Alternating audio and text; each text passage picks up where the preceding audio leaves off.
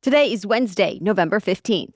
What to know about a bipartisan deal in Congress to avoid a government shutdown, for now at least. But why after that vote things got heated on Capitol Hill and there were almost some physical fights. Also a major development in the Middle East as Israeli soldiers raid Gaza's largest hospital. Plus, we'll tell you how the cost of climate change has shifted in recent decades, how AI could usher in a new era for weather forecasting, and all about another record-breaking deal for women's soccer. Those stories and even more news to know in today's episode. Welcome to The Newsworthy. All the day's news in around 10 minutes. Fast, fair, fun, and on the go. I'm Erica Mandy. Thanks so much for being here. You ready? Let's do this. Israel has started to make some major headway in its war against Hamas in Gaza. The Israeli military now controls Gaza's city center, including the territory's legislature building and police headquarters. And early this morning, Israeli troops raided Gaza's largest hospital that they've been surrounding for the last few days as conditions deteriorate inside. Thousands of Palestinians are believed to be sheltering in and around that hospital, along with sick and injured patients and hospital staff. And the hospital director said the situation was catastrophic even before the raid. For days now, the hospital has not been operational, with very few supplies left, no electricity, food, or even water. And people are dying. But the Israeli military says it's not after them, that it's specifically targeting Hamas militants that are operating beneath the hospital. The militant group and hospital officials have denied any kind of underground operation there. But Israel and the U.S. say they have proof and have given Hamas operatives plenty of time to stop using the hospital as a command center and have been ignored. So now Israeli tanks have started going in. And there have been reports of gunfire and explosions as Israel calls on Hamas operatives to surrender. Hospitals are generally protected in times of war under international humanitarian law. But allegations that this hospital is also being used for military purposes by Hamas complicates the situation, since that would also breach international law. Israel has said it's tried to help, offering the hospital fuel, but that it was intercepted by Hamas, something Hamas denies. And then yesterday, the Israeli military shared a photo of a soldier helping load mobile incubators into a van to transfer at-risk babies out of the hospital. Though at last check, Israel said it had not yet coordinated any kind of transfer with the hospital. And some doctors say they still haven't gotten a proper offer from Israel. Separately, Israel says it's planning to allow United Nations aid trucks to get fuel on their way into Gaza today, since the UN and other aid groups have said they desperately need fuel to deliver aid to those in need. Though so far, no word on when that might happen. So, to be continued. Today, there will be a lot of eyes on one highly anticipated meeting with two of the world's most powerful leaders. President Biden and Chinese President Xi Jinping are coming together in California with a long to-do list. And the New York Times says nearly every minute of the meeting will be highly choreographed, down to what Xi will be able to see out the windows, to the number of steps it will take him to reach a chair when he enters the room, to the specific timing of their handshake. As for the actual point of the meeting, the two leaders are expected to announce that they're resuming military-to-military communications. Both sides have also been talking about artificial intelligence, nuclear arsenals, trade, and drug trafficking. Plus, the White House says President Biden will address China's support for Russia in its war with Ukraine. And Chinese officials say President Xi will make sure the U.S. doesn't want a new Cold War, among other things. So, stay tuned. Well, there was a bipartisan breakthrough on Capitol Hill. The U.S. House voted overwhelmingly for a plan to prevent a government shutdown, at least for a few more months. It's a unique plan that temporarily funds some federal agencies to January 19th and others to February 2nd. It does not include what President Biden wanted, billions of dollars for Ukraine, Israel, border security, and more. But it also does not include the deep cuts conservatives have been demanding. It basically just keeps things the same, on autopilot, until the new year. This plan came from the new Republican House Speaker, Mike Johnson, though it's not much different from what the last Republican House Speaker, Kevin McCarthy, was pushing for. And hardline conservatives voted against the new measure, just like the last one, still demanding cuts now. Johnson had to get support from Dems, and most of them ended up voting yes, saying the most important thing is to prevent a shutdown. So when you look at both sides of the aisle, there ended up being overwhelming support for the plan. Now it's on to the Senate. And Senate Minority Leader, Republican Mitch McConnell, called it a solution that he expects will also pass his chamber with bipartisan support. A White House official also told reporters that President Biden would sign the bill if it came to his desk. So at least for now, it seems, crisis averted. We have much more news for you still coming up, from drama at the Capitol to new advances in weather forecasting and more.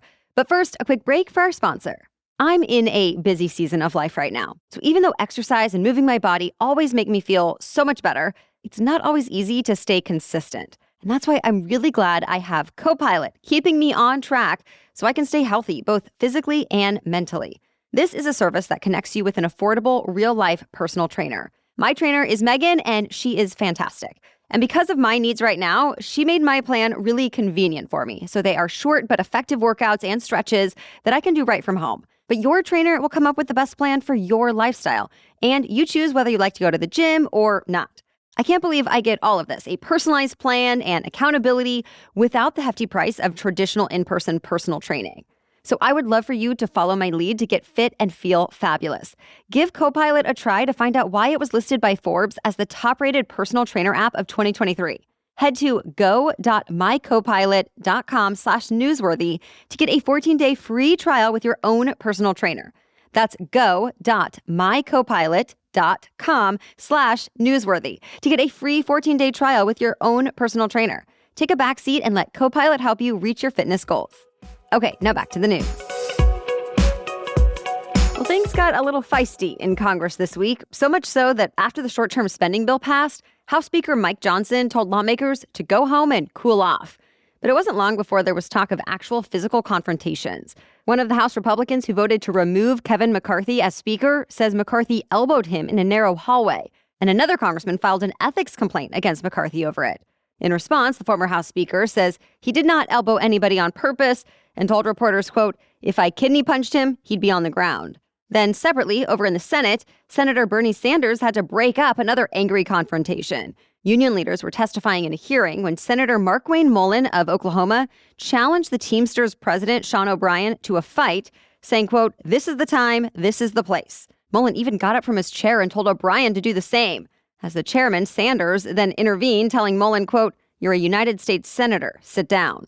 Still, the two men kept hurling insults at each other for about 6 minutes while Sanders repeatedly banged the gavel and tried to get them to focus on economic issues. Elsewhere in the Capitol, members of Congress argued with personal, sometimes vulgar insults. Some other lawmakers told reporters they were disappointed with their colleagues, saying they were witnessing collapsing civility and, quote, bully in the schoolyard type stuff. And this was all just yesterday. But the hope is things get better once lawmakers return from Thanksgiving, or at least before next year's elections. Last month, Americans gave Congress an approval rating of just 13%, its lowest mark since 2017. A major new federal report details how nearly every aspect of American life is under growing threat from climate change. More than a dozen U.S. agencies and about 750 scientists evaluated thousands of academic studies and other material to compile the latest national climate assessment. It shows how climate change has sped up since 2018 and how every part of the country is now feeling the effects of the warming planet in different ways. And this latest climate assessment is the first to include a dedicated chapter on how the economy is impacted. It says so far this year, billion-dollar weather disasters have been happening roughly every 3 weeks. That's compared to every 4 months back in the 1980s. There are also more regular impacts to local economies, with climate issues getting in the way of things like ski resorts in the Northwest, farming in the Midwest, fisheries in the Northeast, and so on. And Americans are paying more for weather-related insurance, certain foods, and medical costs as our bodies deal with things like extreme heat. But there are some silver linings, too. The report says America is at least going in the right direction, lowering emissions of heat-trapping gases, though it still says pollution isn't declining fast enough. It called on all Americans to do more. On top of the report, there's an online tool so people can see the impacts of climate change in their exact city and state. We added a link to that tool in today's episode notes. Another new job for artificial intelligence, forecasting the weather. Google built an AI computer model to do just that. And a new study published this week shows just how well it's been doing. An extensive evaluation showed the AI was more accurate than the forecasting model that's widely considered the gold standard around the world for both day-to-day weather and extreme weather events. And get this, the AI is actually less expensive to run. Specifically, it outperformed the current system in 90% of the metrics used, like temperature, wind speed, humidity, and so on. Plus, Google's AI is many times faster than the government models that have existed for decades. So 10-day predictions are churned out in less than a minute. And during training, the AI was able to more accurately predict Hurricane Lee 3 days before the traditional models did. Granted, some experts say the AI still isn't ready to replace all traditional forecasting methods, but scientists think it can at least complement and improve the best methods already out there, and that this is only the beginning. The U.S. women's national soccer team is getting a new head coach, and she's getting a record payday. U.S. Soccer says Emma Hayes is becoming the highest-paid women's soccer coach in the world. It did not say exactly how much money Hayes will make in her new role, but some reports say it's about $1.6 million. Hayes is set to take over the U.S. women's soccer team starting in May, after her season ends with the women's Chelsea FC in London. This tight time frame means Hayes will only have about 2 months with the U.S. women's team before competing in the 2024 Summer Olympics in Paris. In the meantime, Twyla Kilgore will continue her role as interim coach before eventually joining Hayes' staff as a full-time assistant. That's it for the main news today, so now it's time for Work Wednesday, when we break down one interesting career or work-related news story every Wednesday. But first, a break for our sponsor. Let me take one thing off your to-do list this holiday season, and that is finding a deodorant that can keep you smelling fresh and clean through all of your shopping, cooking, traveling, whatever. Lumi Whole Body Deodorant is my new go-to. And Lumi is unique because you can truly use it anywhere on your body. In fact, Lumi was actually created by an OBGYN who found BO is not just an underarm thing. It's an all-over thing. But regardless of where you use it, Lumi is proven to keep working for up to 72 hours, aka 3 days. And it's not just the stick deodorant that's great. I also love the body wash in the clean tangerine scent. Plus, the on-the-go deodorant wipes in the cool cucumber scent are so convenient and effective. Lumi's starter pack is perfect for new customers. It comes with a solid stick deodorant, cream tube deodorant, 2 free products of your choice, like mini body wash and deodorant wipes, and free shipping. So as a special offer for our listeners, new customers can get $5 off Lumi's starter pack with our exclusive code and link. And for a limited time, returning customers can get $5 off their next purchase of $30 or more, too. So use code NEWSWORTHY at LumiDeodorant.com. That's LumiDeodorant.com. Thank you, Lumi, for making this holiday season smell a whole lot better. Okay, now back to Work Wednesday. It looks like there just won't be as much holiday hiring this year. One analysis found the number of seasonal positions publicly advertised this fall fell to the lowest level in a decade. That's a big difference from the last few years when retailers were fighting to find enough staff to stock shelves and deliver packages, some even luring workers with bonuses and employee discounts. But now the labor market seems to be cooling. The Wall Street Journal reports the U.S. Postal Service, for example, expects to hire only 1/3 of the seasonal workers added last year. Macy's is looking for 3,000 fewer holiday workers compared to 2022, and the list goes on. So why are businesses holding off on all the extra workers for the holidays? For one, economists think consumers will be pulling back a bit on spending during this year's peak shopping season, especially after a summer splurge. And the other reason is a lot of retailers have finally caught up on their staffing, or at least the technology to replace that staffing, after dealing with shortfalls during the pandemic. That said, some places are still hiring a lot for the holidays. Target and UPS are both expected to hire about 100,000 seasonal workers, which is about the same as last year. And Amazon needs about 250,000 holiday workers, which is almost double what it wanted in 2022. Well, thank you so much for joining us as part of your daily routine and for supporting us by sharing the show with friends and family. We'll catch you up on more news to know tomorrow. Until then, have a great day.